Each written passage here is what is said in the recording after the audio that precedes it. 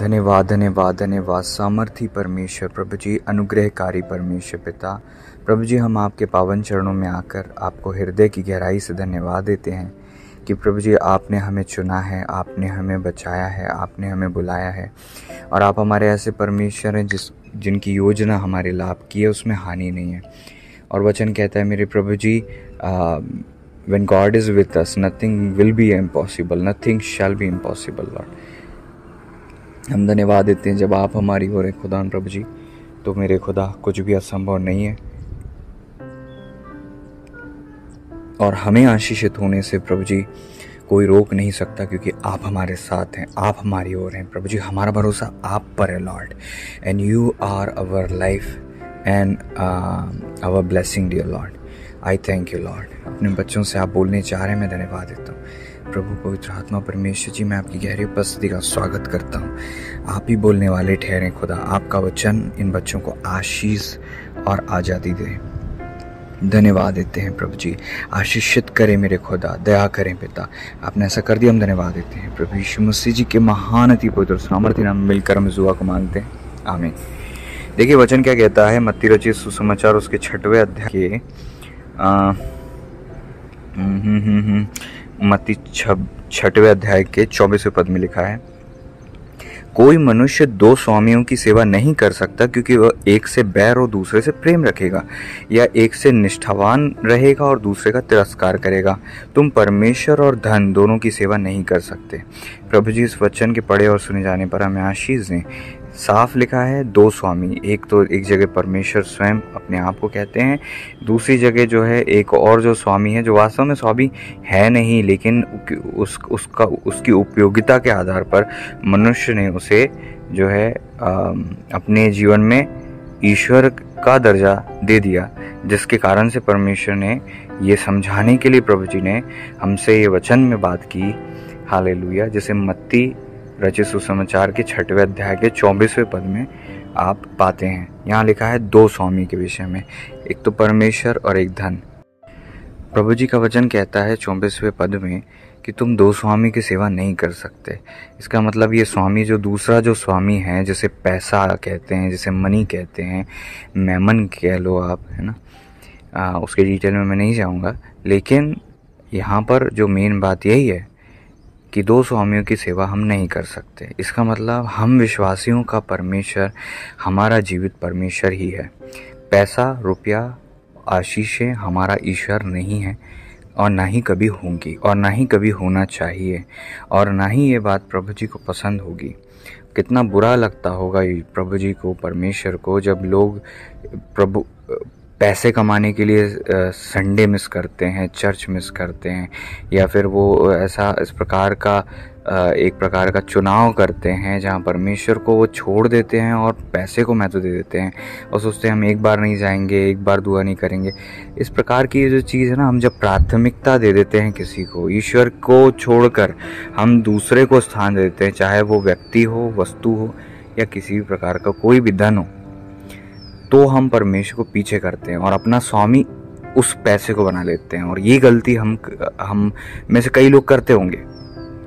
इसलिए आज प्रभु जी का वचन हमें मिल रहा है कि आप दो स्वामियों की सेवा नहीं कर सकते। आप मत करिए। अगर आप कर रहे हैं तो आप गलत कर रहे हैं। आप प्रभु को क्रोधित कर रहे हैं, प्रभु जी को शोकित कर रहे हैं। ईश्वर की तुलना आप पैसे से कैसे कर सकते हैं? ईश्वर को त्याग कर आप पैसे को कैसे महत्व दे सकते हैं? ये तो बहुत बड़े पाप में है, बहुत ज़्यादा बड़ी गलती है ये। और कोई भी समझदार व्यक्ति जो आत्मिक समझ रखता हो, वो ऐसी गलती कर ही नहीं सकता, करना ही नहीं चाहिए उसे। कैसा कोई के लिए लाइफ में पैसा इंपॉर्टेंस रख सकता है? वचन सुनते वक्त में आपको भी लग रहा होगा, लेकिन कई बार हमारी लाइफ में चुनाव ऐसे हो जाते हैं, हम कर बैठते हैं जहाँ पर हम जो है हम महत्व दे देते हैं।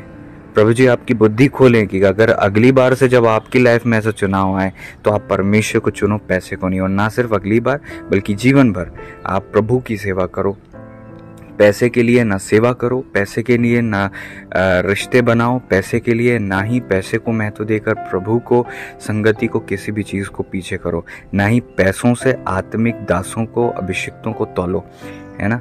किसी भी प्रकार के पैसे को जो आपने अपने अपने सर पर जो है धारण कर लिया है, आपके आपके आपके ब्रेन में केवल पैसा जो घुसा हुआ है, ये जो है इस प्रकार की स्पिरिट से आप आज़ाद हो, निकलो इस आत्मा से। क्योंकि हमें परमेश्वर ने अपने आत्मा से भरा है। और परमेश्वर के आत्मा जो है एक्सेलेंस के आत्मा है, वो हमें इन व्यर्थ चीज़ों से आज़ाद करते हैं और हमें परमेश्वर की योग्य संतान बनाते हैं। हमें पैसे को महत्व नहीं देना है, फिर भी हमें रिजेक्ट भी नहीं कर देना है कि हमको कोई मतलब नहीं है ना, ये गलती भी हमें नहीं करनी। पैसा की इम्पोर्टेंस पैसे तक है। पैसे से चीज़ें खरीदी जाती हैं और उसका एक लिमिटेड जो है कार्य है, लेकिन ईश्वर का दर्जा दे देना ये बहुत गलत है। आप उसे यूज़ करो, आप उसे हैंडल करो, वो आपका गुलाम है, ना कि आप पैसे के गुलाम हो। पैसा परमेश्वर के लोगों के इस्तेमाल की चीज़ है। प्रारंभिक कलीसिया में लोग आते थे, दान देते थे तो दासों के पैरों में डाल देते थे। वचन कहता है प्रेरितों के काम में कि वो दासों की जितनी कमाई होती थी डाल दिया करते थे, दासों के चरणों में डाल देते, पैरों में डाल देते थे। क्योंकि प्रारंभिक कलीसिया के लोग आप देखते हैं कि वो पैसे को बहुत महत्व नहीं देते थे, क्योंकि वो सब कुछ साझे का होता था। वो बेच कर सेवा किया करते थे और एक दूसरे की सहायता किया करते थे। लेकिन जब समय बीतता गया, चीज़ें बदलती गई और आज की दुनिया में आप देख सकते हो, किसी को कुछ बताने की ज़रूरत नहीं, वर्तमान स्थिति कितनी भयंकर है। और प्रभु का वचन हजारों साल पहले ही बता दिया कि 2 स्वामी, और उस समय भी यही चीज़ थी और आज तो कितनी बढ़ चुकी है कि लोगों ने परमेश्वर को महत्व देना छोड़कर पैसे को महत्व दे दिया है। मिनिस्ट्री में भी पैसा है तो कई लोग प्रकार की सेवा करते हैं, पैसे को महत्व देकर पैसे वालों को महत्व दिया जाता है और ये बहुत होता है। लेकिन हमें वचन के आधार पर चलने की आवश्यकता है और प्रभु जी को महत्व देना है। पैसे को हमें यूज़ करना है, उसको money is just a tool. उसके लिए दीवाने मत हो जाएं, उसके लिए पागलपन ना आपके ऊपर सवार हो जाए कि आप बस दिन रात एक कर रहे हो। आप इतना जुनूनी ना हो जाएं पैसा कमाने के लिए। पैसा एक किसी भी प्रकार का एक हथियार है, बस एक प्रकार का टूल है, एक प्रकार का औजार है जिसका इस्तेमाल करते हुए आप जो है आशीषित होते हैं। आप उसे यूज़ करते हैं, आप उसके द्वारा अपनी ज़रूरतों को पूरा करते हैं। लेकिन पैसा स्वामी नहीं है, आप पैसे के स्वामी हो, पैसा आपका स्वामी नहीं है। आपको पैसे को मैनेज करना है, ना कि पैसा आपको मैनेज करे। पैसा ये डिसाइड नहीं करना चाहिए कि आप कितने बजे उठोगे, कितने बजे सोओगे, कितना खाना खाओगे, किससे व्यवहार बनाओगे, किसकी चापलूसी करोगे, किसकी जी हजूरी करोगे, किसके आगे घुटने टेकोगे, किसको आप प्रणाम करोगे। पैसे के कारण से मनुष्य ये सब करता है, लेकिन हम लोगों को, परमेश्वर के लोगों को पैसे को नीचे रखना है। पैसे को अपने सर पर नहीं रखना है, पैसे को यूज़ करना है। प्रारंभिक कलीसिया में वो पैरों में क्यों डाल दिया करते थे? क्योंकि जो कुछ धरती में है सब परमेश्वर का है और धरती परमेश्वर के चरणों की जो चौकी है। दुनिया की सारे हीरे जवाहरात, जितना भी पैसा है, सब कुछ जो है परमेश्वर के चरणों में है। आई बात समझ में? तो हमें उसे सर पर नहीं रखना है। परमेश्वर ने हमें अपनी संतान बनाया है, हमें उस महिमा को प्राप्त करना है और उस महिमा को जीना है। और दुनिया को, जो पैसे को ईश्वर मानते हैं, उन्हें भी हमें एक ऐसी छवि बनानी है ताकि वो लोग देखने पाएं कि परमेश्वर है, पैसा परमेश्वर नहीं है। और ये तब तक नहीं हो सकता है जब तक हम गरीब रहेंगे, जब तक हमारे ही पास 2 रोटी नहीं हो ढंग की खाने की, हमारे ही पास ढंग के कपड़े नहीं हो, हमारे पास ही पहनने ओढ़ने के लिए नहीं हो। एक गरीब आदमी जब बोलता है ना मुझे पैसे से मतलब नहीं है, तो कोई सुनेगा नहीं उसकी, क्योंकि उसके पास पैसा है ही नहीं। आई बात समझ में? लेकिन जब एक धनी व्यक्ति जब ये साबित करे कि मुझे पैसे से नहीं, मुझे खुदा से मतलब है, मैं परमेश्वर की सेवा करता हूँ, तब उसकी बात सुनी जाएगी। क्योंकि प्रभु का वचन साफ कहता है, जब निर्धन व्यक्ति जब बात करता है ना, तो उसको महत्व नहीं दिया जाता है। इसलिए हमें पैसे को एक लिमिट में रखना है और उसे महत्व नहीं देना। निर्धन की बुद्धि जो है तुच्छ समझी जाती है सब उपदेशक में, अगर आप पढ़ते हैं वचन कहता है। तो जब आप निर्धन हो तो आपकी बातों में पावर नहीं आता है। तो ऐसा नहीं है कि हमें गरीब रहना है, आपको बिल्कुल बेचारा टाइप का रहना है। आप मसीही जीवन गरीबी का जीवन नहीं है कि बस तरस रहे हैं रोटी के लिए, तरस रहे हैं कपड़ों के लिए, तरस रहे हैं चीज़ों के लिए, तरस रहे हैं। ये मसीही जीवन नहीं है। और लेकिन आज दुख की बात है कि जहाँ आप अधिकतर देखो वहाँ पर आपको यही गरीबी दिखाई देती है। सेम गरीबी मसीहों में दिखाई देती है, विश्वासियों में भी कई प्रकार से गरीबी दिखाई देती है। और इसका जो मूलभूत जो कारण है, आज प्रभु जी ने चाहा तो प्रभु जी हमसे इस विषय में ज़रूर बात करेंगे। इसका मूलभूत जो कारण है, यहाँ पर लिखा हुआ होशे 10:12 में लिखा है, अपने लिए धर्म का बीज बो, तब करुणा के अनुसार खेत काटने पाओगे। अपनी पड़ती भूमि को जोतो, देखो अभी यहोवा के पीछे हो लेने का समय है कि वह आए और तुम्हारे ऊपर उद्धार बरसाए। अभी धर्म के बीज बोने का जो है, अपने लिए धर्म का बीज बो। प्रभु का वचन कहता है धर्म का बीज बो। अब धर्म का बीज क्या है? धर्म के बहुत से काम है, धर्म के बहुत से काम है, लेकिन धर्म का एक काम जो है वो प्रभु मत्ती रचित सुसमाचार के 6वें अध्याय के पहले पद में बताते हैं। ठीक है, धर्म का जो बीज है, धार्मिकता के जो काम है, उसमें से सावधान रहो, तुम मनुष्यों को दिखाने के लिए अपने धार्मिकता के काम ना करो, नहीं तो अपने स्वर्गीय पिता से कुछ भी प्रतिफल नहीं पाओगे। धार्मिकता के काम। अब इन धार्मिकता के काम में क्या है? बहुत सारे काम हैं, लेकिन जिस विषय में प्रभु जी यहाँ पर बात कर रहे हैं, वो जो बातें हैं, वो धार्मिकता के जो काम हैं, उसमें से पहला जो काम प्रभु जी ने बताया है वो क्या है? दूसरा पद कहता है, इसलिए जब तू दान करे तो अपना ढिंढोरा ना पिटवा, जैसा कपटी आराधनालयों गलियों में करते हैं, ताकि लोग उनकी बड़ाई करें। मैं तुमसे सच कहता हूँ कि वे अपना प्रतिफल पा चुके। प्रभु यहाँ पर धार्मिकता के काम, धर्म के काम के विषय में बात कर रहे हैं। और उस धर्म के काम में से प्रभु जी ने जो पहला सिलेक्ट किया, जब वो अपना उपदेश दे रहे थे, प्रचार कर रहे थे, समझा रहे थे, तो उन्होंने दान के विषय में बात की। और दान के विषय में उन्होंने ये समझाया कि तुमको दान देना है, लेकिन ढिंढोरा नहीं पिटवाना, शो ऑफ नहीं करना। ठीक है। और प्रभु जी ने 3 चीज़ों के विषय में बात की है: प्रार्थना, उपवास, दान। वचन कहता है जब तू दान करे ढिंढोरा मत पिटवाना। मतलब दान करना एक ऐसा कार्य जो हमें करना है। 3 प्रकार के मुख्य कार्यों के विषय में प्रभु जी ने यहाँ पर बात की है। पहला कार्य प्रभु ने जो लिया है वो दान है। दूसरा कार्य जो प्रभु जी ने लिया है वो प्रार्थना है। और तीसरा कार्य जो प्रभु जी ने लिया है वो उपवास है। और मैं आपको बताना चाहता हूँ, जितना हमारे लाइफ में प्रेयर इम्पोर्टेंस रखती है, फास्टिंग इम्पोर्टेंस रखती है, लाइफ के कई क्षेत्र में, मैं फिर से कहूँगा, लाइफ के कई क्षेत्र में दान भी हमारी लाइफ का बहुत इम्पॉर्टेंट हिस्सा होना चाहिए। अगर ऐसा नहीं होता तो प्रभु जी क्यों पहले धार्मिकता के काम में दान के विषय में बात करते? क्यों प्रभु जी ने इस विषय में बात की? क्या महत्व है इस चीज़ का? क्यों प्रभु जी ये बात कर रहे हैं? क्या ज़रूरत है? क्या फ़ायदा है हमें? परमेश्वर तो कौओं को खिलाते हैं जो ना काटते हैं, ना बटोरते हैं, ना कुछ करते हैं। प्रभु जी तो जंगली सोसनों को पहनाते हैं। फिर क्या ज़रूरत है हमें किसी को दान देने की? क्या ज़रूरत है?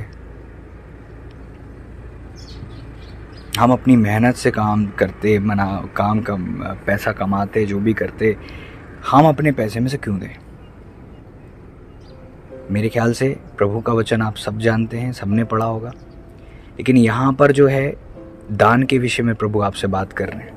हम सब जानते हैं कि हमें दशमांश देना चाहिए, हम सब जानते हैं, चाहे आपका कैसा ही विश्वास हो। लेकिन प्रभु जी के वचन की जहाँ बात आ रही है, तो वचन तो शाश्वत है, वचन कभी ना बदलने वाला है, वचन हमेशा स्थिर है। आप कहोगे चलो वो पुराना नियम था, तो मैंने मत्ती रचित सुसमाचार 6वां अध्याय का 2 पद पढ़ के आपको बताया है, तो ये तो नया नियम ही होगा। ये तो रेड लाइन बाइबल में आप पढ़ो तो प्रभु जी की वाणी है, ये तो प्रभु जी का प्रचार है। आई बात समझ में? सो ये इम्पोर्टेंट चीज़ है। शत्रु चाहता ये है कि हम प्रार्थना करें, उपवास करें और गरीब रह जाएं। ताकि हमारी प्रार्थना और उपवास को देखकर लोग कहें, इतनी दुआ करने के बाद, जब ये लोग गरीब हैं, इतनी दुआ करने के बाद इनके पास ढंग के ना कपड़े हैं, ना अच्छी गाड़ी है, ना ही अच्छे से रह पाते हैं। तो हमें ऐसी धार्मिकता से मतलब नहीं है। हमें ना इतनी दुआ करनी, ना हमें इतना उपवास करना। हम तो अच्छे हैं, हम पढ़ेंगे, लिखेंगे, कमाएंगे, धमाएंगे, अच्छे से जीवन गुजारेंगे, अच्छे से रहेंगे। और ये छल जो है, ये जो धोखा है, कलीसियाओं में शत्रु ने पिरोया है, कहीं ना कहीं तो पिरोया है। सब जगह नहीं होगा, लेकिन कहीं ना कहीं अगर आपको अपने कलीसिया में गरीबी दिखती है तो देखना उनकी लाइफ में, क्या वे दानी लोग हैं, क्या वे बीज बोने वाले लोग हैं। वचन कहता है परमेश्वर बोने वाले को बीज देता है। Hallelujah, thank you Lord. एक बात याद रखो, प्रभु जी की योजना ही है हमें आशीषित करने की। प्रभु जी चाहते हैं कि हम आशीषित हो जाएं, लेकिन हमें भी परमेश्वर के वचन को समझना पड़ेगा। एक बात याद रखो हमेशा, आप उपवास करोगे तो उपवास का फल आपको मिलेगा। लेकिन आप ये देखो, आप उपवास करोगे और आपको पैसा मिलेगा, ऐसा नहीं होता। ऐसा नहीं होता। आपने ऐसे भी लोगों देखे होंगे जो आपसे ज्यादा उपवास करते हैं, कलीसिया में सबसे ज्यादा उपवास करते हैं, और उनकी लाइफ में आप देखोगे उपवास का फल उनको मिलता है। जो प्रार्थना करते हैं खूब ज्यादा, उनके पास प्रार्थना का उत्तर मिलता है, उनके पास प्रार्थना का उत्तर है, उनके पास डिलीवरेंस है, उनके पास प्रार्थना का असर है। लेकिन आप उसी तरफ देखोगे कि वे लोग जो बड़े बुद्धिमान हैं, वचन कहता है दरिद्र की बुद्धि तुच्छ समझी जाती है। मतलब दरिद्र चाहे बुद्धिमान हो तो भी उसकी बातें जो है लोग इम्पोर्टेंस नहीं देते। इसका मतलब आप बुद्धिमान हो सकते हो लेकिन गरीब हो सकते हो। अगर हम प्रभु के लोग हैं, प्रभु ने पूरी पृथ्वी बनाई है और पृथ्वी प्रभु जी की है, तो हम लोग को अपनी ज़रूरत की चीज़ों की भी अगर कमी महसूस हो रही है तो ये परमेश्वर की इच्छा तो नहीं होगी हमारी लाइफ में, परमेश्वर की ये योजना नहीं होगी हमारी लाइफ में। प्रॉब्लम क्या है, पुलपिट से प्रचार ही नहीं होगा अगर, तो कोई समझेगा कैसे? ये सिखाने वाले ही नहीं जाने को नहीं मालूम होगा तो कोई कैसे समझेगा? मैं अपनी बात कर रहा हूँ, है ना, मैं किसी दूसरे प्रचारक दासों की बात नहीं, मैं अपनी बात कर रहा हूँ। जब से मैं मसीह में आया हूँ, प्रार्थना में मैंने हर चीज़ों की हदें पार की हैं, उपवास में मैंने हर चीज़ों की हदें पार की हैं। लेकिन मत्ती रचित सुसमाचार के 6वें अध्याय में जो ये लिखा हुआ है, इतने वर्ष के बाद आज मुझे सिखाया है प्रभु ने, इन दिनों में प्रभु ने मुझे सिखाया है। तेरी प्रार्थना तो ऐसी थी कि लोग भीड़ लगा के तेरे पास आते थे, तेरे उपवास ऐसे थे कि तू किसी भी प्रकार से लोगों को टीच कर सकता है। मैंने इतने उपवास रखे हैं कि मैं आपको बता नहीं सकता हूँ, ठीक है। तो प्रार्थना का फल मुझे मिल गया, उपवास का फल मुझे मिल गया, प्रार्थना का फल मुझे मिला, आत्मिक जीवन, आत्मिक उन्नति। लोग जहाँ मैं जाता था भीड़ लगा के खड़े हो जाते थे कि भाई इस दास के पास जाएंगे, दुआ कराएंगे, हमारा काम होगा। उपवास का फल मुझे मिला। इस लेवल पर आत्मिक युद्धों में परमेश्वर ने मुझे जिताया। वचन कहता है उपवास प्रार्थना से ये जाति जो है हार जाती है, बिना उपवास प्रार्थना के ये जाति जो है निकलती नहीं है। मैंने देखा अपने जीवन में उपवास का फल, बहुत अच्छे से देखा है मैंने। मैं गवाह हूँ प्रार्थना और उपवास का। मैं आपको किसी भी समय समझा सकता हूँ प्रार्थना और उपवास का फल जो मैंने जिया है। I am a living testimony, और जितने मेरे से करीब हैं वे सब जानते हैं इस बात को। लेकिन ठीक उसी तरफ मेरे जीवन में आप जब देखोगे, या किसी के भी जीवन में आप देखोगे, अपने जीवन में आप देखोगे, हम प्रार्थना तो कर रहे हैं। मत्ती रचित सुसमाचार 6वें अध्याय को फिर से पढ़ना। वचन कहता है दान, प्रार्थना और उपवास के विषय में। आपकी लाइफ में उपवास है, वेरी गुड। आपकी लाइफ में प्रेयर है, वेरी गुड। दोनों का फायदा आपको मिल जाएगा। लेकिन आपकी लाइफ में दान है? मेरा प्रश्न है, आपकी लाइफ में दान है? प्रार्थना से प्रार्थना की जरूरत पूरी होती है, उपवास से उपवास की जरूरत पूरी होती है। हम ये नहीं सोच सकते कि हम बस एक काम करें और हमें सारे चीजें मिल जाएं। आप जो बोओगे वही काटोगे। गेहूं बोओगे तो गेहूं काटोगे। आप प्रार्थना बोओगे तो आत्मिक जीवन काटोगे। उपवास बोओगे तो आत्मिक जीवन में आप जो है मजबूती को काटोगे, आत्मिक समृद्धि को काटोगे, आत्मिक रीति से आप जो है बलवंत हो जाओगे। लेकिन ये हो सकता है कि आप ये सब करो फिर भी आपके लाइफ में तंगी हो। व्यवस्था विवरण उसका 8वां अध्याय 11 से 14। इसलिए सावधान रहना, कहीं ऐसा ना हो कि परमेश्वर यहोवा को भूलकर जो जो आज्ञाएं, नियम, विधि मैं आज तुझे सुनाता हूँ उनका मारना छोड़ दे। ऐसा ना हो कि जब तू खाकर तृप्त हो तो अच्छे अच्छे घर बनाकर उनमें रहने लगे और तेरे गाय बैलों भेड़ बकरियों की बढ़ती हो और तेरा सोना चांदी और तेरा सब प्रकार का धन बढ़ जाए। तब तेरे मन में अहंकार घमंड समा जाए और तू अपने परमेश्वर यहोवा को भूल जाए जो तुझे दासत्व के घर से अर्थात मिस्र देश से निकाल लाया है। प्रॉब्लम यह है कि हमें कई बार पैसा इसलिए भी नहीं मिलता क्योंकि हमारा आत्मिक जीवन ही इस लेवल का नहीं होता है कि हम पैसे को हैंडल कर सकें। कुछ लोगों की कमज़ोरी होता है पैसा, वो पैसे को देखकर पिघल जाते हैं, वो पैसा पैसा पैसा करते हैं। वो विश्वासियों में भी होता है, मैंने विश्वासियों को देखा है, विश्वासियों के परिवारों को देखा है, उनके परिवार के सदस्यों को देखा है जो पैसे को महत्व दिया करते। किसी पर दोष नहीं लगा रहा हूँ, लेकिन मैंने देखा है, वो मैं आपको बताता हूँ कि आप मसीह में आने के बाद भी हो सकता है कि पैसे के प्रति आपका जो झुकाव और लगाव है वो अत्यधिक हो। अगर ऐसी कमज़ोरी से आप ग्रसित हो तो जिस भी वक्त आपको ज़्यादा पैसा मिल जाएगा, हो सकता है, प्रभु जी ना करे, कि आप पैसे के पीछे भागने लग जाओ। क्योंकि वचन में, व्यवस्था विवरण में अभी हमने पढ़ा, ऐसा ना हो कि जब तू तृप्त हो जाए तो अहंकार घमंड करने लगे। पैसा नहीं होता तो हर आदमी को झुकना पड़ता है, तो झुकने की आदत हो जाती है। लेकिन जब पैसा हो, जेब गरम हो और खूब हमारे चारों तरफ जो है पैसे की आशीषें हों, तो वही आदमी जो पहले झुकता था वो अखड़ने लगता है, उसको घमंड आ जाता है। तो हर किसी के बस की बात नहीं है। आत्मिक समृद्धि, आत्मिक रीति से जो परमेश्वर जो हमें ब्लेसिंग देना चाहते, गुप्त में रखी हुई ब्लेसिंग देना चाहते, वो ब्लेसिंग को हम हैंडल नहीं कर सकते क्योंकि अभी तक हम मैच्योर नहीं हुए आत्मिक रीति से। इसीलिए कई बार हमारे जीवन से वो धन हमारी लाइफ से दूर रहता है, ताकि ऐसा ना हो कि हम इतने धनी हो जाएं कि हम परमेश्वर को भूल जाएं। ऐसा ना हो कि वो धन हमारे लिए गिरावट का कारण और हमारी लाइफ में स्पिरिचुअल जो है बैकस्लाइडिंग का कारण हो जाए। इसलिए परमेश्वर हमें चाहते हैं कि हम उतना ही देते हैं जितना हम हैंडल कर पाते हैं। कभी भी आप रातों रात अमीर नहीं बनते हैं, आप धीरे धीरे करके ग्रो करते हैं। कभी भी आप दुआ करके एक ही उपवास में आप आत्मिक नहीं बन जाते हैं, आप धीरे धीरे ग्रो करते हैं। कभी भी आप एक दिन की प्रार्थना से बहुत आत्मिक नहीं बन जाते, आप धीरे धीरे ग्रो करते हैं। किसी भी वरदान को आप प्राप्त करके एकदम से नहीं चमकने लग जाते हैं, आप उसमें भी धीरे धीरे ग्रो करते हैं। तो जैसे आप इन सारी चीज़ों में धीरे धीरे ग्रो करते हैं, आप ये मत सोचिए कि आप एक बार दान दे देंगे और आपको तो पता नहीं क्या हो जाएगा। आप इन चीज़ों में धीरे धीरे करके ग्रो होंगे। आपका दान पहले छोटा होगा, धीरे धीरे करके जब दान बढ़ेगा तो दान की जो फसल होगी वो भी बढ़ेगी। धीरे धीरे करके आप दान में आगे बढ़ोगे, धीरे धीरे करके आप जो है उसकी फसल में भी आगे बढ़ोगे, क्योंकि जैसा आप बोओगे वैसा ही आप काटोगे। वचन कहता है जो थोड़ा बोता है वो थोड़ा काटता है, जो अधिक बोता है वो अधिक काटता है। परमेश्वर की हमें सेवा करनी है, प्रभु जी की हमें योजना पूरी करनी है। पैसे को हमें महत्व नहीं देना है, ना ही पैसे को हमें ईश्वर का दर्जा देना है, ना ही हमें लालच करना है, ना ही हमें पैसे के कारण से अपने आत्मिक जीवन का सौदा करना है, ना ही रिश्ते का सौदा करना है, ना ही किसी प्रकार से हमें झुकना है।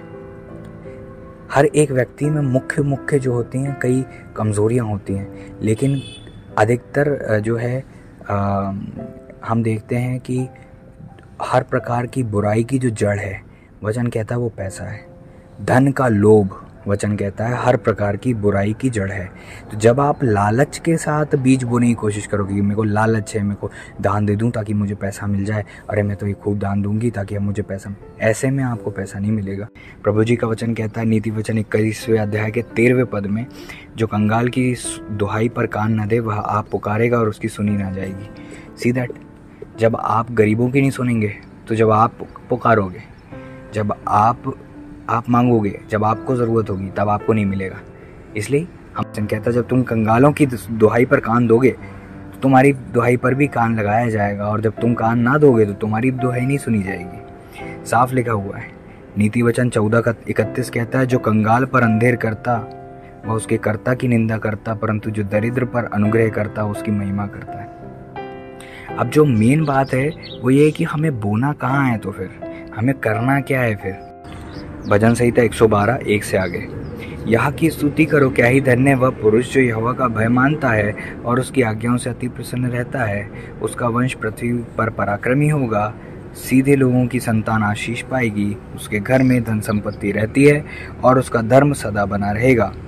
अब आप सोच लो, वचन कहता है 5वें पद में, जो पुरुष अनुग्रह करता और उधार देता उसका कल्याण होता है। आप ये मत सोचो कि दान देने से आप गरीब हो जाओगे। दान देने से कभी कोई गरीब नहीं होता है। परमेश्वर की योजना में होकर जब आप करोगे, ये नहीं कि भावुक होकर कुछ भी कर रहे हैं, आप प्रभु जी की इच्छा के अनुसार कार्य करोगे, क्योंकि आपको पता होना चाहिए कि आपको बोना कहाँ है। इसीलिए प्रभु जी का वचन कहता है, जब आप पढ़ते हो यशाया की किताब, उसका 32वें अध्याय का 20वां पद कहता है, यहाँ पर लिखा है, क्या ही धन्य हो तुम जो सब जलाशयों के पास बीज बोते। अब इसका मतलब क्या है, आपको कहाँ बीज बोना है। आप कहीं भी बीज नहीं बोते हो ना, पथरीली भूमि पे बीज नहीं बोते हो ना, आप ऐसी ज़मीन पे बीज बोते हो जहाँ पर आपको फसल उगे, जहाँ पर आपको उसकी फसल मिल सके। तो यहाँ पर क्या लिखा है, ये आत्मिक भेद है।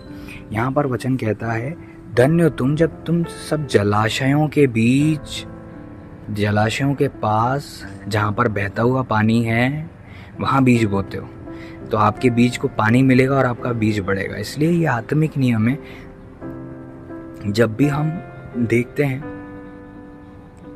आत्मिक रीति से, जितने भी आत्मिक जलाशय हैं, आत्मिक लोग हैं, आत्मिक मिनिस्ट्रीज हैं, आत्मिक सोते हैं, बहते जल जो है ना, जलाशय है, वहाँ पर जब हम बीज बोते हैं, कई ऐसी मिनिस्ट्रीज़ हैं जो बहुत प्रभु की सेवा करती हैं, ईमानदार हैं, वो पैसे को मिसयूज़ नहीं करते, वो परमेश्वर की सेवा में लगाते हैं। जो जलाशयों के पास बीज बोता है, आई बात समझ में।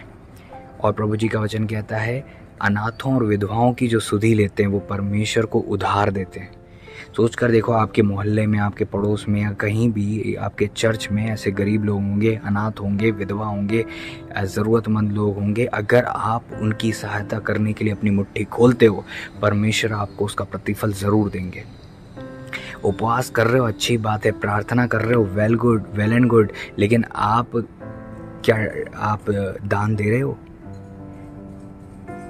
आपका आत्मिक जीवन बहुत अच्छा चलता है, आप दान में हो, वरदान में हो, आप खूब बढ़ रहे हो, वेरी गुड, अच्छी बात है, बहुत अच्छा कर रहे हो आप। आपने प्रार्थना करी, ब्लेस्ड हुए, आपने उपवास किया, ब्लेस्ड हुए, लेकिन आपने दान नहीं किया, तो दान का जो फल है, पैसा बोना पड़ेगा, पैसा चाहिए तो, सिंपल सी बात है, कोई घुमाने फिराने वाली बात नहीं है। पैसा बोना पड़ता है, पैसा काटना हो तो, गेहूं बोना पड़ता है, गेहूं काटना हो तो, चावल बोना पड़ता है, चावल काटना हो तो, जो आप बोगे वैसा आप काटोगे, और जितना बोगे, जितना अमाउंट में बोगे उतनी अमाउंट में काटोगे, सिंपल सी बात है।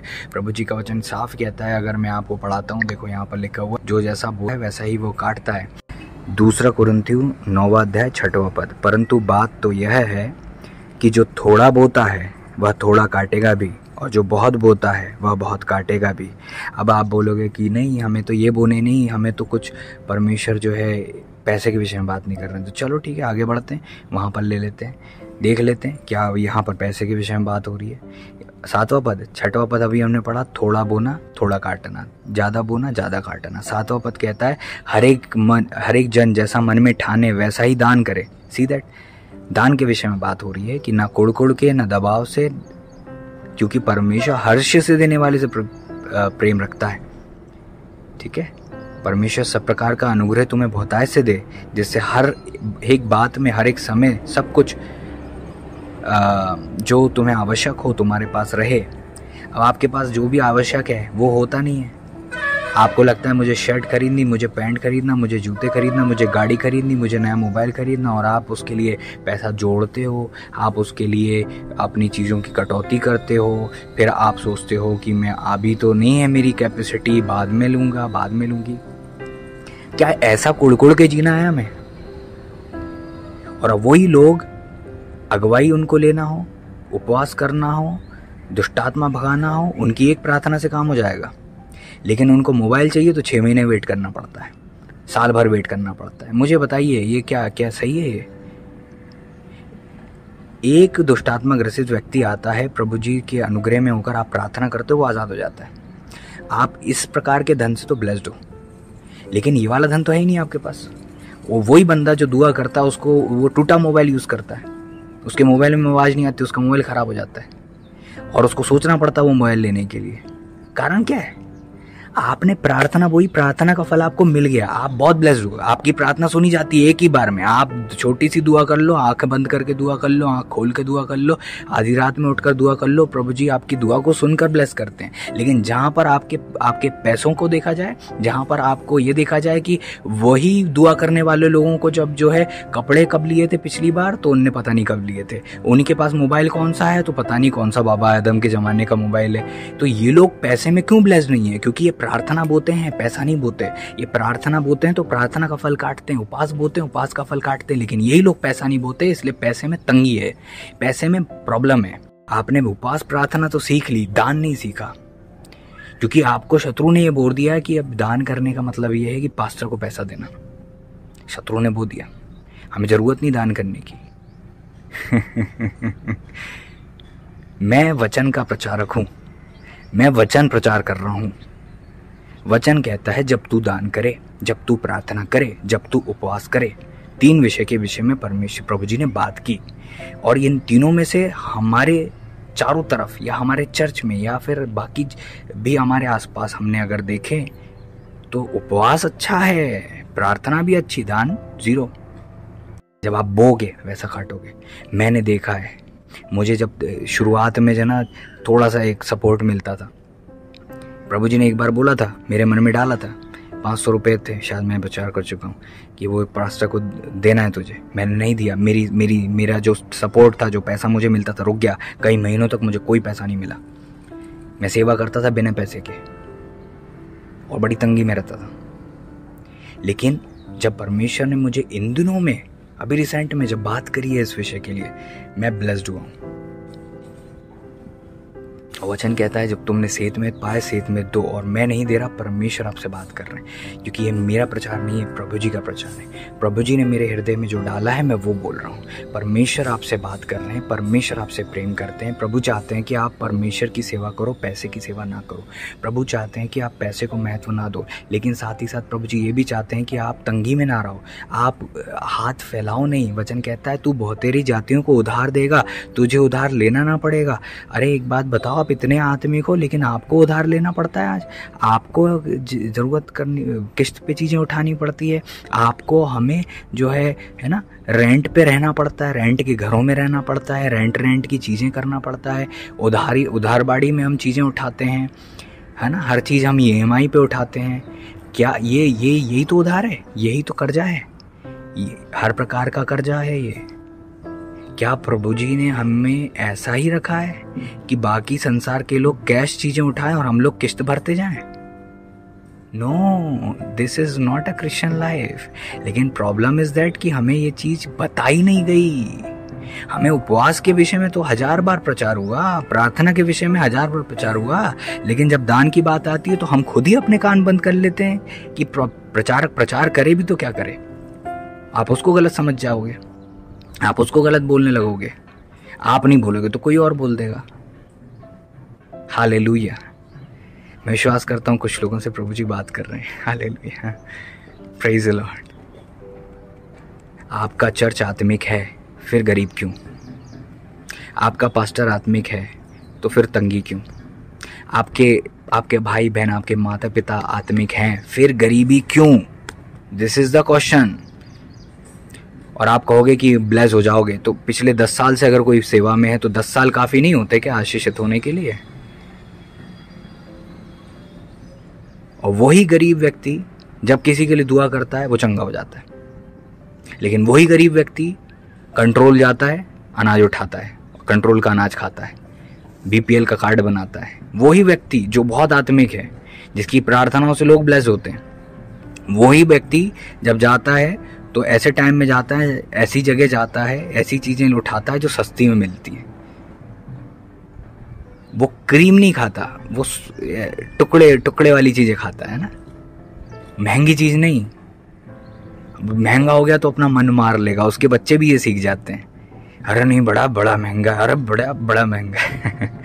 अभी नहीं, बाद में दिलाएंगे पापा, बाद में दिलाएंगी मम्मी, तुम्हारे बर्थडे पे दिलाएंगे, 10th पास हो जाओ तब दिलाएंगे। क्या तरसाते हैं हम बच्चों को, क्या तरसाते हैं, खुद भी तरसते हैं, अपने लोगों को भी तरसाते हैं और नासमझी के कारण नाश हो जाते हैं, क्योंकि अज्ञानता है, ज्ञान नहीं है, मेरा ज्ञान नहीं है तो प्रजा नाश होती है। उपवास में तो खूब हैं, प्रार्थना में भी खूब हैं, लेकिन दान में नहीं है और हमारे पास पैसे की कमी है, पैसे की तंगी, और हम बिल्कुल वही गरीबी में जीवन जी रहे हैं। और जो धनी है वो धनी पे धनी होते जाते हैं और हमें उनसे मतलब नहीं है, हमें उनसे ना कंपेयर करना है, लेकिन हमें ये देखना है कि जब हमें ज़रूरत हो तो हमारे पास बहुतायत से हो, ना कि कुड़कुड़ा के है ना अचार और रोटी खाएं। कमान, मैं प्रभु जी का धन्यवाद देता हूँ। भले ही मेरे पास मैं इस प्रकाशन से इतना ज़्यादा रूबरू नहीं था, लेकिन प्रभु जी ने मुझे कभी भी मांगने वाला नहीं बनाया। मैंने आज तक, प्रभु जी ने मुझे ऐसा नहीं बनाया कि मैं मांगूं, किसी के आगे हाथ फैलाऊं। आज भी कितने ऐसे लोग हैं जो एमपी के बाहर से हैं, जो मेरे से अकाउंट नंबर मांगते हैं, भैया अकाउंट नंबर दे दो। मैं अकाउंट नंबर देता ही नहीं हूँ ना। मैं पैसे के लिए सेवा में आया हूँ। मेरे पास जब मैं बपतिस्मा हुआ था उसके 1 महीने के अंदर मेरे पास जो है परमानेंट सैलरी के बेस पे मतलब बाइबल कॉलेज में एक अच्छी जॉब मुझे मिल रही थी। आज से लगभग 10 साल पहले की बात है, 9 साल पहले की बात होगी। आई बात समझ में? पैसे के लिए मैं सेवा में नहीं हूँ। कितनी मिनिस्ट्री मुझे बोलते हैं, कितने सारे ऑफर मेरे पास आते हैं, यहाँ जुड़ जाओ, वहाँ जुड़ जाओ, ये परमानेंट सैलरी मिलेगी, परमानेंट पैसा मिलेगा। मैं एक जगह नहीं जुड़ता हूँ, मैं किसी संस्था से नहीं जुड़ा हूँ, क्योंकि मैं पैसे के लिए सेवा नहीं करता, दान के लिए सेवा नहीं करता। मैं वहाँ जाता ही नहीं हूँ जहाँ पर बड़े बड़े दान मिलते हैं। मैं तो उन लोगों के पास जाता हूँ जिनके पास खुद बेचारों के पास कमी रहती है। मैं पैसे के लिए सेवा नहीं करता। आई बात समझ में? तो ये मत सोचना कि आज ये प्रचार इसलिए हो रहा है क्योंकि पास्टर को पैसा चाहिए तुम्हारा। हालेलुया। जब मुझे भेद मिल गया ना, तो आप मुझे कुछ दो या ना दो, मुझे आशीषित होने से कोई नहीं रोक सकता। जब परमेश्वर मेरे साथ है, मैं आपको बताना चाहता हूँ, ये भेद नहीं भी था तो अभी मैं बहुत अच्छे से रहा हूँ, बहुत अच्छे से। कभी मैंने हाथ नहीं फैलाए, कभी मुझे परमेश्वर ने किसी के आगे हाथ फैलाने का आज तक मौका नहीं दिया, ना मेरा चरित्र ऐसा बना। आज तक परिस्थितियाँ भी गुजरी तो अभी ऐसा चरित्र नहीं हुआ कि मैं लोगों से मांग लूँ कि मुझे इतना दे दो, मुझे उतना दे दो। प्रभु जी लोगों को उभारते हैं। आज भी जब लोग मुझसे कहते हैं भैया आप बता दो कि आपको क्या मदद की ज़रूरत है, मैं उनसे कुछ नहीं कहता हूँ। जो कोई भी मुझसे इस प्रकार की बात करता है मैं उनको कोई जवाब नहीं देता हूँ। लेकिन हाँ, अगर कोई प्रभु के उभारे जाने पे कुछ करता है तो मैं उसे एक्सेप्ट कर लेता हूँ, लेकिन मैं अपने हाथ नहीं फैलाता। मैं परमेश्वर का सेवक हूँ। सुलेमान राजा के समय में परमेश्वर ने ऐसा आशीषित किया था कि वहाँ पर जो है इतना धन था कि चांदी का मूल पत्थरों का सा था। वही परमेश्वर आज भी वैसे ही परमेश्वर है, लेकिन सुलेमान जैसा हम काम ही नहीं करते। क्या किया था सुलेमान ने, क्या किया था दाऊद ने? वचन कहता दाऊद ने अपना इतना सोना इकट्ठा कर लिया था मंदिर बनाने के लिए। परमेश्वर के मंदिर के लिए उन्होंने इतना ज़्यादा पैसा दिया था, इतना ज़्यादा पैसा दिया था कि बहुत आयत ज़्यादा हो गई थी, तो बोल दिया था बस अब बस करो, अब नहीं चाहिए, बहुत ज़रूरत से ज़्यादा आ गया है। वचन कहता शीबा की रानी आई तो जब सुलेमान मंदिर में जब दान करने को जाता था, इतनी अच्छी चढ़ाई के साथ जाता था, वो अलग ही दान देता था। जब उसने आप देखते हो पशुओं का बलिदान किया तो कितने सारे पशुओं का बलिदान किया। लहू की नदियां बह गई होंगी, नदी बह गई हुई, इतना बलिदान किया उसने। वो इसलिए धन्य था क्योंकि वो बुद्धिमान व्यक्ति था, वो जानता था कि क्या बोने से क्या काटते हैं। और हमारे पास ज्ञान नहीं है, इसलिए हम जो है तंगी में रहते हैं। प्रभु जी हमें नहीं चाहते कि हम तंगी में रहें, हम ब्लेस्ड हों, हम फलवंत हों, हमारा चर्च फलवंत हो, हम आत्मिक हैं। लोग हमसे प्रेयर के रिक्वेस्ट आते हैं, लेकिन वो कभी हमसे ये नहीं बोलेंगे कि यार थोड़ा पैसा दे दो, क्योंकि उनको पता है इनके पास खुद ही नहीं रहता। उनको ये पता है इनकी प्रार्थना उपवास दुआ बहुत है, इनके पास ये चीज़ें हैं, लेकिन ये वाला डिपार्टमेंट में ये सब कमज़ोर हैं। क्यों कमज़ोर हैं? क्योंकि दुआ करते हैं तो दुआ में बढ़ते हैं, बाकी दान नहीं करते, तो इन चीज़ों में कमी है। हालेलुया। हमें इस चीज़ को सीखने की ज़रूरत है। प्रभु बीज बोने वाले को बीज देता है। अरे आपकी फसल में ही से आपको फिर से बीज निकालना पड़ता है। आपको जो पैसा मिला है उस पैसे में से ही आपको और बोना पड़ता है। ये नहीं कि आप पूरा ही खा गए। किसान जब खेती करता है तो एक भाग निकाल लेता है अगले साल बोने के लिए, अगले टाइम बोने के लिए। जो हमें पैसा आता है उसमें से दशवांश निकल गया। अच्छा, जो बोने की बात कर रहा हूँ मैं, दशवांश की बात नहीं कर रहा हूँ। दशवांश के अलावा है ये प्रचार। दशवांश तो आपकी जवाबदारी है, आपको वो करना ही चाहिए, बिल्कुल करना चाहिए, आपको वो करना ही चाहिए। वचन कहता है कि हमें जो है सारे दशवांश भंडार में ले आओ, तो हमें वो करना है। लेकिन जब मैं दान की बात कर रहा हूँ वो दशवांश के अलावा है।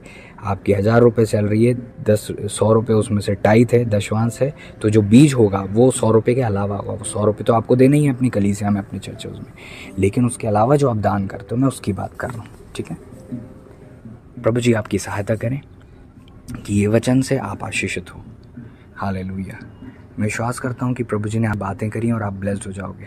सोचना, इस विचार को याद रखना, मत्ती 6वें अध्याय को पढ़ लेना और वहाँ देखना धार्मिकता के काम के विषय में पहले दान की बात हुई है, उपवास प्रार्थना की बात भी हुई है, और ये 3 चीज़ों में से 2 चीज़ में हम लोग बहुत तगड़े हैं, एक चीज़ में बड़े कमज़ोर हैं।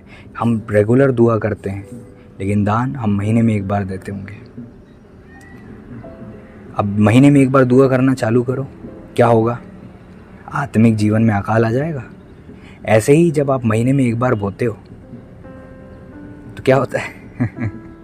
वचन कहता है भोर को अपना बीज को बो और सांझ को भी अपना हाथ ना रोक। साफ वचन कहता है भोर को भी बो, सांझ को भी मत रोक। तू नहीं जानता कौन सा फल होगा, यह या वह दोनों ही अच्छे निकलेंगे। प्रभु का वचन कहता है अपनी रोटी जल के ऊपर डाल दे, बहुत दिन के बाद तू फिर उसे पाएगा। सबोपदेशक 11वें अध्याय के पहला पद यहीं पर लिखा हुआ है 11:6 में, भोर को अपना बीज वो, सांझ को भी अपना हाथ ना रोक, क्योंकि तू नहीं जानता कौन सा फल होगा, यह या वह या दोनों ही अच्छे निकलेंगे, दोनों ही ब्लेस्ड हो जाएंगे। Praise the Lord, hallelujah. मैं विश्वास करता हूँ इस वचन से आप ब्लेस्ड हुए हैं। आप ऐसा करना चालू करें और उसके बाद वो टेस्टिमनी दें, गवाहियाँ दें। अगर ये वचन से आप ब्लेस्ड होते हैं और इसको लागू करते हैं, मैं विश्वास करता हूँ ये वचन मेरी ओर से नहीं, प्रभु जी की ओर से है। प्रभु जी की ओर से ये वचन है और आप अगर इस वचन के द्वारा ब्लेस्ड होते हैं, गवाहियाँ ज़रूर शेयर करें। आप यूट्यूब में शेयर करें या फिर आप मुझे पर्सनली शेयर करें, ग्रुप में शेयर करें। गवाही आना चाहिए, एकदम से नहीं आएगी। जब भी बोगे, जब भी गवाही आएगी, आप वो गवाही ज़रूर शेयर करना। उसका ऑडियो से या फिर टेक्स्ट में नोट करके उसको आप अपलोड करना और वो गवाही सुनकर लोग आशीषित होंगे। ये प्रचार मनुष्य की ओर से नहीं होगा, प्रभु जी की दया से है। प्रभु जी आपको ब्लेस करें। इस वचन के आधार पर बीज बोना चालू करें। बहते जल के किनारे बोगे तो फलवंत होगे। एक बात याद रखें, बहते जल के किनारे आप कहीं भी नहीं बो सकते। आपका बोना बहुत इम्पोर्टेंट है कि आप बोते कहाँ हो, ये बहुत इम्पोर्टेंट है। इसलिए याद रखो, आप याद रखो, प्रभु से मांगो, प्रभु जी मुझे कहाँ करना चाहिए। दुआ करो कि मैं अपनी बात नहीं कर रहा हूँ, प्रभु जी जहाँ आपको कहें, अनाथों को, विधवाओं को, प्रचारकों को, मिनिस्ट्रीज़ को, और जहाँ भी आप बोना चाहते हैं वहाँ आप बोएं। इसमें प्रभु आपकी अगुवाई करें। हम ब्लेस्ड हों। और हम गरीब क्यों हैं? क्योंकि हमारे पास समझ नहीं थी, हमारे पास ये ज्ञान नहीं था, हमें इस रीति से हमने कभी शायद बताया नहीं गया, या हम बताया गया तो हमने ध्यान नहीं दिया। लेकिन आज ये वचन आपको ब्लेस करने के लिए है फाइनेंसेस में। और याद रखना, एक बात याद रखना, घमंड करोगे तो मुंह के बल गिर जाओगे। अगर घमंड किया तो नबूकदनेस्सर राजा घमंड किया तो वो जानवरों की तरह हो गया, घास चरता था। आपको घास चरना है तो घमंड कर लेना। आपको अगर अटकड़ दिखाना है, पड़ोसियों को आपको अपनी गाड़ियों से चमकाना है, अपने मोबाइल से चमकाना है, आपको अपनी घड़ियां चमकानी है, आपको अपने कपड़े दिखाने हैं, तो ये जो दिखावटी जो जीवन है ना, ये मसीह जीवन दिखावटी जीवन नहीं है। मसीह जीवन एक एक्सेलेंस का जीवन है। आप अच्छे कपड़े चमकाने के लिए नहीं पहनते किसी को, इसलिए पहनते हो क्योंकि आपके पिता स्वर्ग में बैठे हैं, राजाओं के राजा हैं, और राजा की संतान राजा की तरह ही वस्त्र धारण करते हैं। दिखाने के लिए नहीं कि पड़ोस की स्त्री देखें, पड़ोस की आंटी देखें, पड़ोस के लोग देखें और आपके फ्रेंड्स बड़ी बड़ाई करें, और है ना, एक अंगूठी पहन ली और बार बार हाथ ऐसे आगे करके दिखा रहे, एक घड़ी पहन ली और बार बार है ना खींच रहे हैं सेल्फी, और हाथ भी ऐसा करके दिखा रहे हैं कि घड़ी देखो हमारी, सूट देखो हमारा, जूतियाँ देखो हमारी। ये जो है ना बचपना, ये जो है संसार की बुद्धि, संसारिकता, ये निकाल दो अपने अंदर से। आप राजा की संतान, राजा बताते नहीं फिरता है कि ये देख सोना पहना हूँ, ये देख ये मुकुट मैंने सोने का पहना है, ये देख इसमें जो कितने कितने सारे मोती जड़े हुए हैं। राजा की संतान हो, राजा जैसा रहो। लेकिन गरीब को थोड़ा सा पैसा मिल जाता तो 10 जगह है ना ढिंढोरा पिटवाता है। ये गरीब वाली सोच हटा दो अपने अंदर से, गरीबों की तरह मत रहना। पता चला थोड़े से पैसे मिल गए और बड़े अकड़ आ गई, घमंड आ गया, दूसरों को दिखाने लग गए और नज़र लग गई और वापस नीचे वहीं आ गए जहाँ से उठे थे। ऐसी गलती मत करना। वचन कहता है जो ढाह से देखता है, मतलब कई लोग हमारे जीवन में ढाह रखते हैं, उन लोगों से दूर रहो। और तुम किसी से ढाह मत रखो। पड़ोस में कोई भी अमीर व्यक्ति रहता हो, डजेंट मैटर, आप आपकी अमीरी इस बात पे डिपेंड नहीं करती कि उसके पास कौन सी गाड़ी है और आपके पास कौन सी गाड़ी है, उसके पति की कितनी सैलरी है, आपकी कितनी सैलरी है। ये है ना ये छोटी सोच है। छोटे लोग सोचते हैं ऐसा, जिनकी जो है ना, जो बहुत जिनकी सोच गरीब है, वो लोग सोचते हैं। जिनकी सोच राजसी सोच है, राजाओं की सोच है, वो ऐसी चीज़ सोचते ही नहीं है। तो किसी को ढा मत करो कि अरे तुम्हारे पास ये, मेरे पास ये, तुम्हारे पास ये मोबाइल, मेरे पास में, तुम तो ऐसा पहने, मैं तो ऐसा पहने। ढा मत करो। अपने को जो परमेश्वर ने तुम्हें दिया उसमें संतुष्ट करो, उसमें संतुष्ट रहो, उसमें थैंकफुल रहो, उसको रिसीव करो और उस पर फोकस करो जो प्रभु जी ने तुम्हें दिया है। दूसरों की चीज़ें का लालच करना छोड़ दो। ये अगर रहेगा तुम्हारे अंदर तो तुम अगर आशीषित हो भी जाओगे तो घमंड करोगे तो फिर आ जाओगे नीचे। क्या मतलब है ऐसी उस चीज़ का, क्या मतलब है? इससे पहले तुम आशीषित हो, पहले मैच्योर बनो। इसीलिए वचन कहता है पहले उसके राज्य और उसके धर्म की खोज करो, तब ये वस्तुएं तुम्हें मिल जाएंगी। लेकिन हम लोग चाहते हैं कि हम राज्य धर्म की खोज तो बाद में करेंगे, पहले आप हमें पैसा दे दीजिए। और पैसा अगर आपको मिल भी गया और आपका आत्मिक जीवन मजबूत नहीं है, आत्मिक जड़ें मजबूत नहीं है, तो गिर जाओगे। और अच्छा है कि हमें उतना ही मिलता है जितना हम सह सकते हैं। प्रभु जी ऐसा ही करें कि हमें उतना ही मिले जितना हम सह सकें, उतना ही हम आशीषित हो। इसलिए आपको ज़्यादा आशीषित होना है तो सहन शक्ति बढ़ाओ, ज़्यादा आशीषित होना है तो घमंड निकालो, अकड़ निकालो, पैसे का लालच निकालो, पैसा पैसा पैसा पैसा पैसा करना बंद करो, तब आप आशीषित ज़रूर हो जाओगे। मैं विश्वास करता हूँ, क्योंकि जब हम दान करेंगे, प्रभु जी की इच्छा को पूरा करेंगे, हम ब्लेस ज़रूर होंगे। और मेरी यही दुआ है कि आप इस वचन से गलत ना सीखो कि आप कुछ भी करने लग जाओ। क्योंकि एक बात याद रखो, आपने गलत भूमि पर बो दिया, गलत जगह बो दिया और गलत मानसिकता के साथ बो दिया तो ब्लेस नहीं होगे, उल्टा आप और प्रॉब्लम में पड़ जाओगे। क्योंकि आप तरीका सही नहीं अपनाओगे तो आपकी हानि हो जाएगी। इसीलिए ये मत सोचना दान करने का मतलब अब तो अमीर हो जाएंगे, ऐसा नहीं होता है, ऐसा नहीं होता है। उसके पीछे बहुत सारी चीज़ें मायने रखती हैं। आपकी सोच, आपका चरित्र, आपका स्वभाव। आप पैसे 100 रुपये में तो आप है ना 1000, 1500, 2000 इसमें ही तो हम हिल जाते हैं। 10,000, 1 लाख इसमें हिल जाते हैं। सबकी कैपेसिटी है हिलने की। अपनी क्षमता को बढ़ाओ, महत्व देना कम करो, पैसे को, लालच से दूर रहो, डाह से दूर रहो। अच्छा पहनते हो तो आप इसलिए पहनते हो क्योंकि प्रभु जी देख रहे हैं। Hallelujah, thank you Lord, thank you Lord, thank you Lord. मैं विश्वास करता हूँ ब्लेस्ड हुए हो और रेगुलर रहें, अपनी ईमानदारी के साथ प्रभु जी के पीछे चलें और आप देखेंगे आप ब्लेस ज़रूर होंगे। उपवास के लिए दिन नियुक्त कीजिएगा और उपवास रखिएगा हफ्ते में 1 दिन, और 1 दिन से ज़्यादा जितनी आपकी कैपेसिटी हो, क्षमता हो, आप ज़रूर कीजिएगा। प्रभु जी आपको आशीष दें। जब आप दशवांश में बैक होते हो, इसका मतलब आप चोरी कर रहे हो। दशवांश की चोरी नहीं, क्योंकि हम जो है रुक रुक के दशवांश देते हैं, मतलब रुक रुक के हम आशीषित होंगे। जैसा आप बोगे वैसा आप काटोगे। तुरंत आपके पास सैलरी आती, तुरंत ईमानदार बन के तुरंत निकाला करो तो तुरंत आपको भी ब्लेसिंग मिलेगी। मेरे साथ तो यही होता है, मैं तो रेगुलर टाइप देता हूँ, रेगुलर। प्रभु जी की दया से कभी पीछे हो जाता हूँ ना तो मेरे तंगी हो जाती है, इसलिए रेगुलर देने की कोशिश करता हूँ कि जैसे ही आया फट से देना है। कल परसों भूल गए, याद नहीं है, बाकी सारे दूध वालों को सब देना है टाइम पे, है ना, अखबार वाले को टाइम पे देना है, किराए को टाइम पर देना है, लोगों को सैलरी टाइम पर देना है। मैंने लोगों को देखा भूल जाते हैं, बोलते अरे यार याद नहीं रहता, वाह सब बाकी सब सारे हिसाब किताब उनको 1-1 रुपये का हिसाब है। लेकिन जब यहाँ दान की बात आती है, जहाँ पर टाइट की बात आती है, कोई हिसाब नहीं है ना, वहाँ पर सब अलाली है, वहाँ पर अपनी मनमानी है। तो ऐसी बुराई अपने अंदर से दूर करो, है ना। प्रभु जी आपको आशीष दें, आपकी रक्षा करें। God bless you all. वचन के अनुसार जीवन जिए ताकि आप ब्लेस हो जाएं। God bless you. हम विश्वास करते हैं कि हम सब उन्नति करेंगे, प्रभु में बढ़ेंगे, और हमारी उन्नति घमंड का नहीं, गिरावट का नहीं, अकड़ का नहीं, डाह का नहीं, जलन का नहीं, दूसरों को नीचे दिखाने का नहीं, बल्कि प्रभु की महिमा का कारण होगा। यही मेरी दुआ है। और गड़बड़ी से प्रभु जी आपको बचाएं, मेरी ये विशेष दुआ है कि आपके जीवन की बुराइयां भी दूर हों और आप मैच्योर बन सको प्रभु जी में। और गलत उन्नति से अच्छा है कि हम पहले मैच्योर हों फिर उन्नति करें। God bless you.